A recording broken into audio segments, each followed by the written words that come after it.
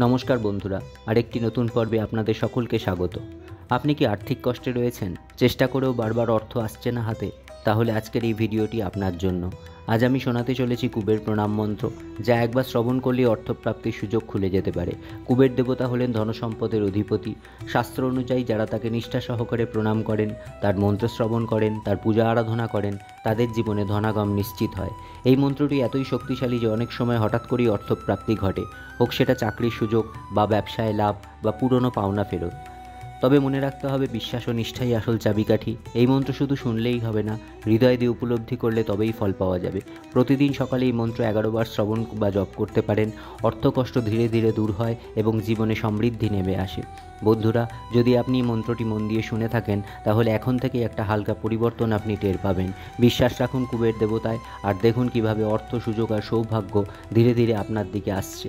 চ্যানেলটি সাবস্ক্রাইব করুন, ভিডিওটিতে লাইক দিন এবং শেয়ার করুন সেই সকল বন্ধু আত্মীয়দের সাথে যারা আজ অর্থকষ্টে রয়েছেন। কুবের দেবতার আশীর্বাদে আপনার জীবন হোক সমৃদ্ধ, শান্তিময় ও সুখময়। ধন্যবাদ। জয় কুবের দেবের জয়। চলুন তাহলে মন্ত্র জপ শুরু করি।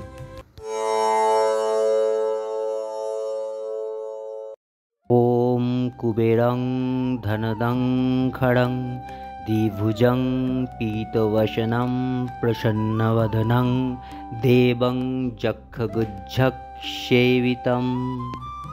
ওম কুবেরং ধনদং খড়ং দ্বিভুজং পীতবসनं প্রসন্নবদनं দেবং যক্ষগুজ্জক সেবিতম।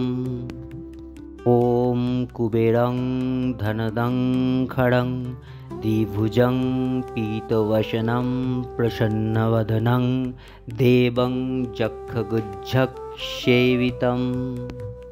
ওম কুবেরং ধনদং খড়ং দ্বিভুজং পীতবসनं প্রসন্নবদनं দেবং যক্ষগুজ্জক সেবিতম। ওম কুবেরং ধনদং খড়ং দ্বিভুজং পীতবসनं প্রসন্নবদनं দেবং যক্ষগুজ্জক সেবিতম। ওম কুবেরং ধনদং খড়ং দ্বিভুজং পীতবসनं প্রসন্নবদनं দেবং যক্ষগুজ্জক সেবিতম। ওম কুবেরং ধনদং খড়ং দ্বিভুজং পীতবসनं প্রসন্নবদनं দেবং যক্ষগুজ্জক সেবিতম। ওম কুবেরং ধনদং খড়ং দ্বিভুজং পীতবসनं প্রসন্নবদनं দেবং যক্ষগুজ্জক সেবিতম। ওম কুবেরং ধনদং খড়ং দ্বিভুজং পীতবসनं প্রসন্নবদनं দেবং যক্ষগুজ্জক সেবিতম। ওম কুবেরং ধনদং খড়ং দ্বিভুজং পীতবসनं প্রসন্নবদनं দেবং যক্ষগুজ্জক সেবিতম। ওম কুবেরং ধনদং খড়ং দ্বিভুজং পীতবসनं প্রসন্নবদनं দেবং যক্ষগুজ্জক সেবিতম। ওম কুবেরং ধনদং খড়ং দ্বিভুজং পীতবসनं প্রসন্নবদनं দেবং যক্ষগুজ্জক সেবিতম। ওম কুবেরং ধনদং খড়ং দ্বিভুজং পীতবসनं প্রসন্নবদनं দেবং যক্ষগুজ্জক সেবিতম। ওম কুবেরং ধনদং খড়ং দ্বিভুজং পীতবসनं প্রসন্নবদनं দেবং যক্ষগুজ্জক সেবিতম।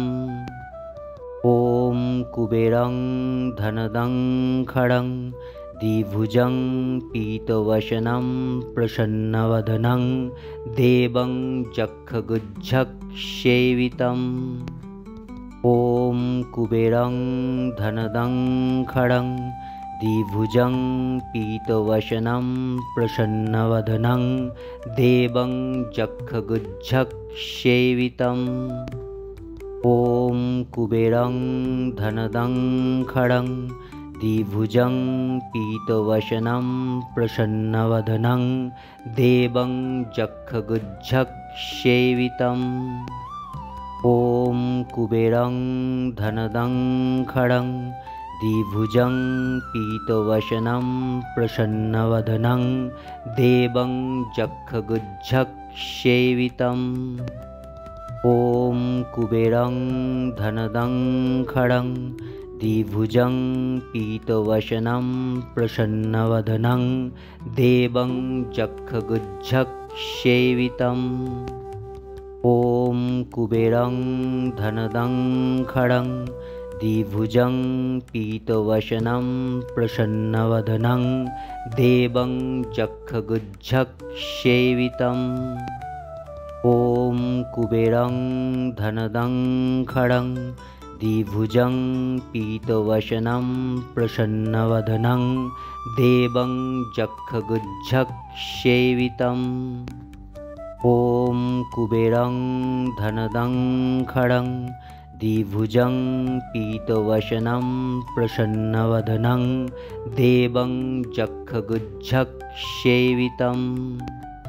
ॐ कुबेरं धनदं खडं द्विभुजं पीतवसनं प्रसन्नवदनं देवं जक्षगुज्जसेवितम्।